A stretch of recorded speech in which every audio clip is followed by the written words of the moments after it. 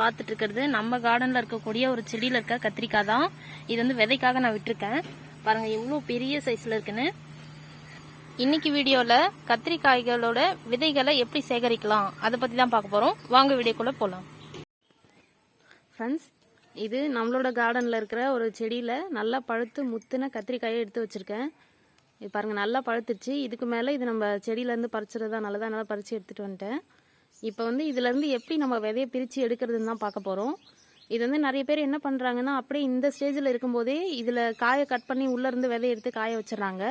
ஆனால் அப்படி பண்ணுறதை விட இந்த காயை வந்து அப்படியே நான் சொல்கிற முறையில் நீங்கள் அதை விதையை சேகரித்து வச்சிங்கன்னா ரொம்ப விதைகள் திரட்சியாக வரும். முளைப்பு திறனும் ரொம்ப சூப்பராக இருக்கும். இது வந்து என்னோட தனிப்பட்ட முறை கிடையாது. நிறைய பேர் யூஸ் பண்ணி அது நல்லா வந்ததால் அதை தெரிஞ்சுக்கிட்டு நான் அந்த முறையை தான் நானும் ஃபாலோ பண்ணுறேன். இப்போ அது எப்படின்னு உங்களுக்கு சொல்கிறேன். நான் இதுக்கு வந்து நம்ம ஒரு ஏர்டைட் டப்பா ஒன்று எடுத்துக்கலாம்.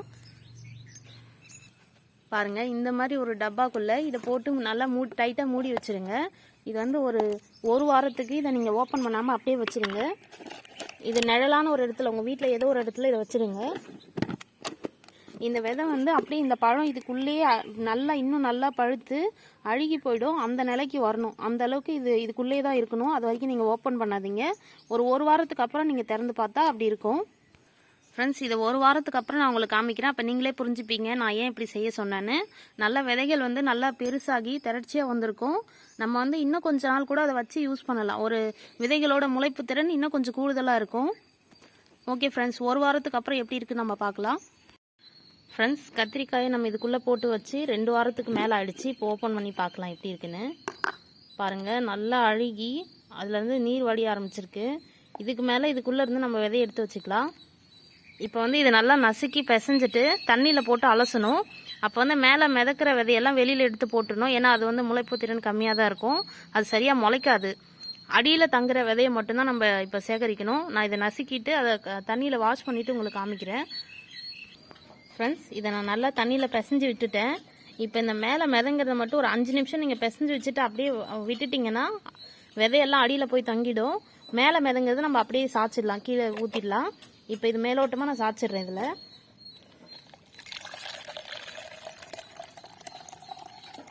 பாருங்கள், விதையெல்லாம் அடியில் நிற்கிது. விதை வர்றதுக்கு உள்ள ஸ்டார்ட் பண்ணிடணும். பாருங்கள் ஃப்ரெண்ட்ஸ், இப்போ நல்லா பார்த்தீங்கன்னா விதைகள்லாம் அழகாக தெளிவாக தெரியுது. இப்போ இதை தனியாக வச்சிடலாம். இதில் இருக்க நமக்கு இதுக்கு தேவையில்லை. இப்போ இதை இன்னும் நல்லா தண்ணி ஊற்றி அலசி வாஷ் பண்ணி எடுத்துக்கலாம். இதே மாதிரி இன்னும் 2-3 தடவை தண்ணி ஊற்றி வாஷ் பண்ணிவிட்டு அதை நம்ம ஃபில்ட்ரு பண்ணி அந்த தண்ணியை மட்டும் வடிச்சு விட்டுடலாம். அடியில் இருக்க விதை அப்படியே நின்றுடும். இப்போ நான் ஃபுல்லாக வாஷ் பண்ணிவிட்டு ஒரு பிளேட்டில் வச்சு உங்களுக்கு காமிக்கிறேன் விதையெல்லாம் எப்படி இருக்குன்னு. பாருங்கள் ஃப்ரெண்ட்ஸ், பிளேட்டில் எடுத்து வச்சுட்டேன். நீங்கள் நார்மலாக அப்படியே காயை கட் பண்ணி அதுக்குள்ளேருந்து ஃப்ரெஷ்ஷாக விதை எடுக்கிறதுக்கும் இந்த மாதிரி எடுக்கிறதுக்கும் நிறைய வித்தியாசம் இருக்குது. உங்களுக்கு பார்க்கும்போதே தெரியும் விதைகள்லாம் எவ்வளோ அழகாக திரட்சியாக வந்திருக்குன்னு. இதோட முளைப்பு திறனும் நீங்கள் நார்மலாக எடுக்கிற முறையை விட இது கொஞ்சம் அதிகமாகவே இருக்கும் முளைப்பு திறன். இதில் அது ஒரு 6 மாதம் வச்சு நம்ம யூஸ் பண்ணுறோன்னா இது ஒரு 7-8 மாதம் வரைக்கும் நல்லா தாங்கும். இப்போ இந்த விதைகளை ஒரு நல்ல வெயிலில் ஒரு மணி நேரம் மட்டும் வச்சு எடுத்துகிட்டு, அப்போ மற்றபடி நிழலான ஒரு இடத்துல வச்சுட்டா போதும். 1 மணி நேரம் வெயில் போதுமானது. அந்த நல்ல வெயிலில் 1 மணி நேரம் மட்டும் வச்சு எடுங்க. ரொம்ப அதிக நேரம் காய வச்சிட வேண்டாம். அப்புறம் முளைப்பு திறன் குறைய ஆரம்பிச்சிடும். 1 மணி நேரத்துக்கு வச்சு எடுத்துட்டு நிழற்பாங்கான இடத்துல வச்சுடுங்க. இந்த பிளேட்டை ஒரு வாரம் வரைக்கும் அப்படியே வெளியிலே இருக்கட்டும். அதுக்கப்புறம் நம்ம எடுத்து ஸ்டோர் பண்ணி வச்சுக்கலாம்.